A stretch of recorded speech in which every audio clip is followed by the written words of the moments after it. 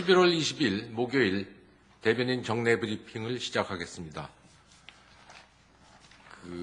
먼저요, 핵실험 언급 관련 북한 외무성 성명에 대한 외교부 대변인 논평이 있습니다. 이 논평은요, 이 정례 브리핑 중간에 문안이 오는 대로 제가 읽어드리도록 하겠습니다.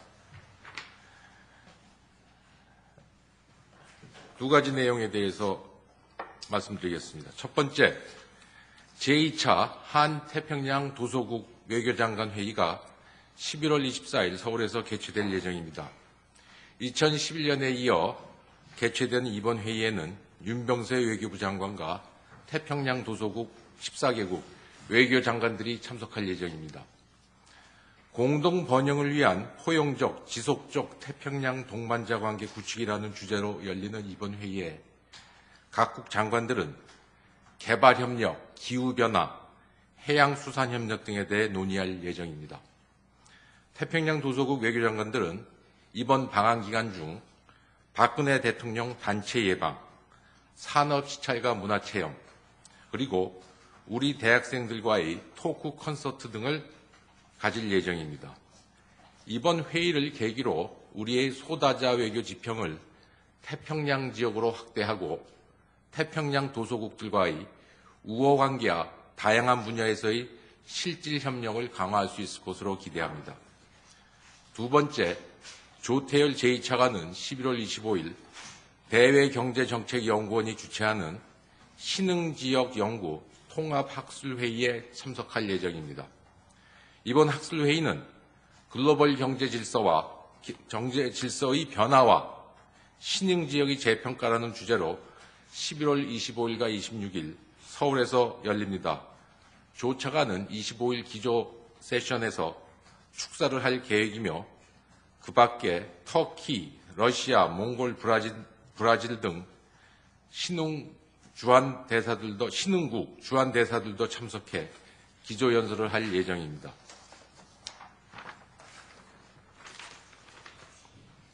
자, 이상입니다. 질문 있으시면 하셔도 좋겠습니다.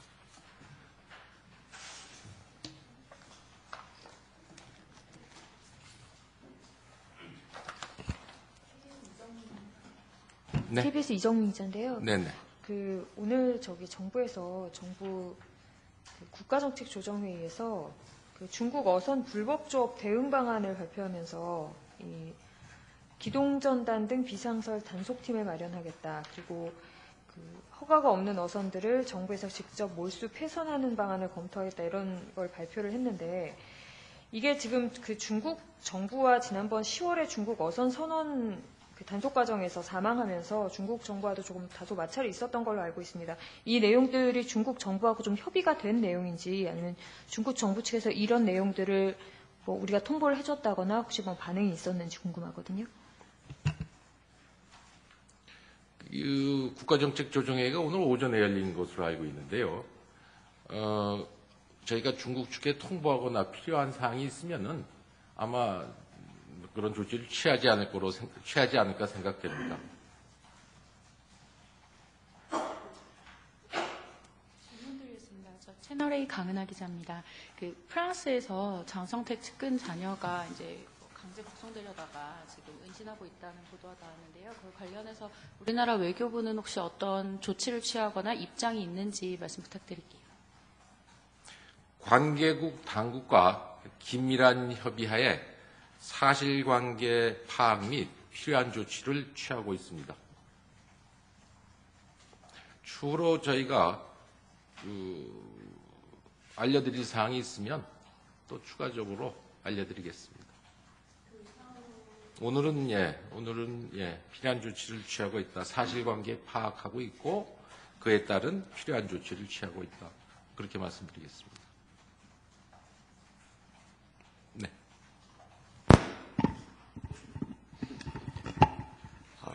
이루마사 신문기자 기가시오라고 합니다. 북한이 유엔 인권 교류에 관여해 억지력을 강화한다는 서면을 발표했는데 지금 북한에서 핵실험 징후가 있는지 없는지 지금 상황에 대해서 좀 설명 부탁드립니다.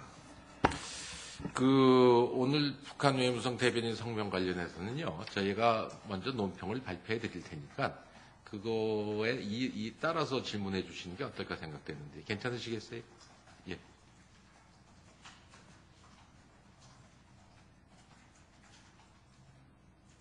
네. 오늘 아베 총리가 산케이신문 인터뷰에서 위안부 관련된 발언을 또 했습니다. 위안부 문제로 일본의 명예가 실추된 측면이 있다라는 그런 내용의 발언을 했는데 여기에 대해서 정부 입장이 어떠신지 밝혀주시면 감사하겠습니다. 명예가 실추돼서 홍보를 강화시키겠다 뭐 그런 식으로 말씀하신 거 아닙니까?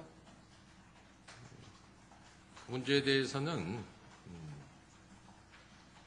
글쎄요, 정부 예산을 들여 또 돈을 써가며 자기 허물을 홍보하는 격이 아닌가 생각이 됩니다. 이 군대 위안부 관련해서 일본이 명예를 회복하는 길은 군대 위안부 문제의 본질을 용감하게 인정하시고 거기에 따른 조치를 취하는 거라 생각합니다.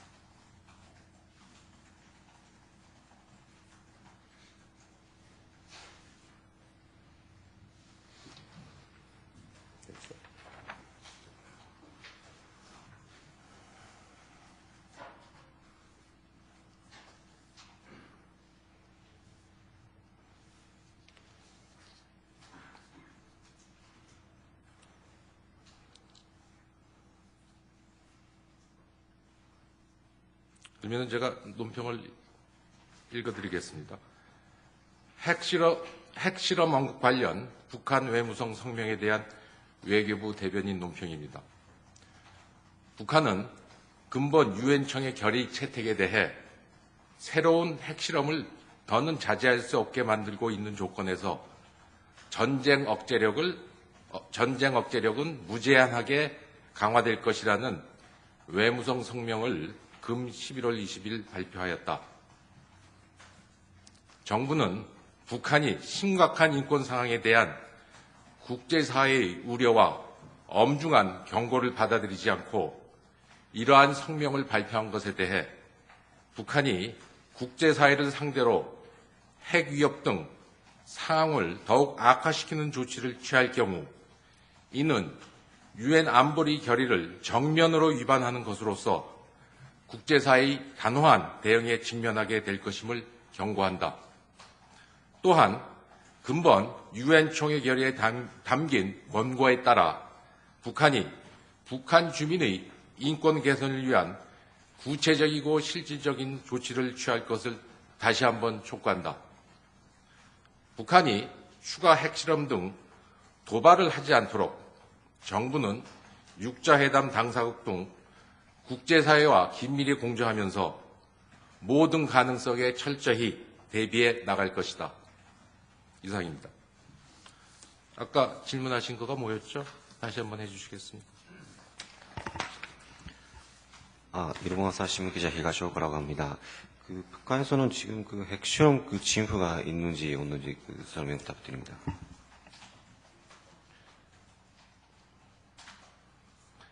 제 논평에서 발표드린 대로요. 정부는 북한이 안보리 결의를 비롯한 국제사회의 지속적인 경고에도 불구하고 핵실험을 포함한 추가 도발을 한다면은 아까 제가 말씀드린 그런 국제사회의 엄중한 대응에 직면하게 될 것이라는 점을 다시 한번 강조합니다.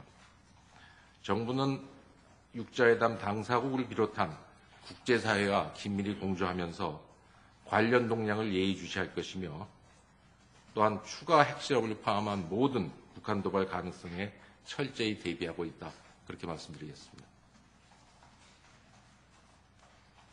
세계일보 김청준 기자입니다. 질문이 그게 아니라 아까 징후가 있느냐 없느냐를 질문한 것 같거든요. 네. 한민구 장관 같은 게 대답했던 것 같은데 여기 파악하고 계신 거예요.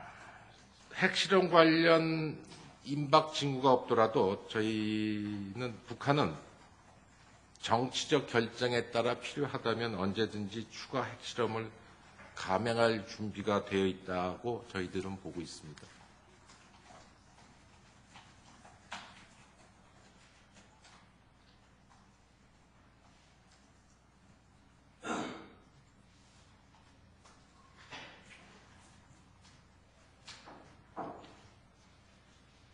저 MBN 김민혁입니다. 그 프랑스 네? 다시 한번. MBN 김민혁입니다. 아, 네네. 예, 그 프랑스 그 대사관에서 그 이번 탈북 그 유학생 관련해 가지고 강제 북송을 약간 중단을 요청했다.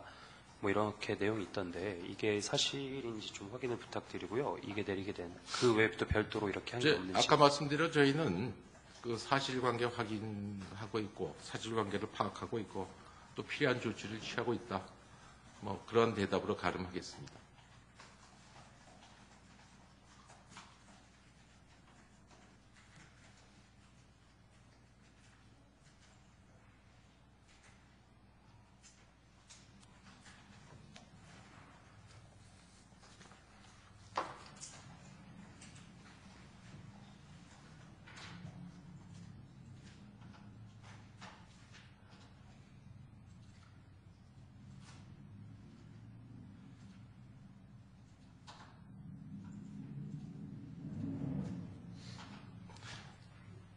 추가적인 질문 없으면 오늘 이만하겠습니다.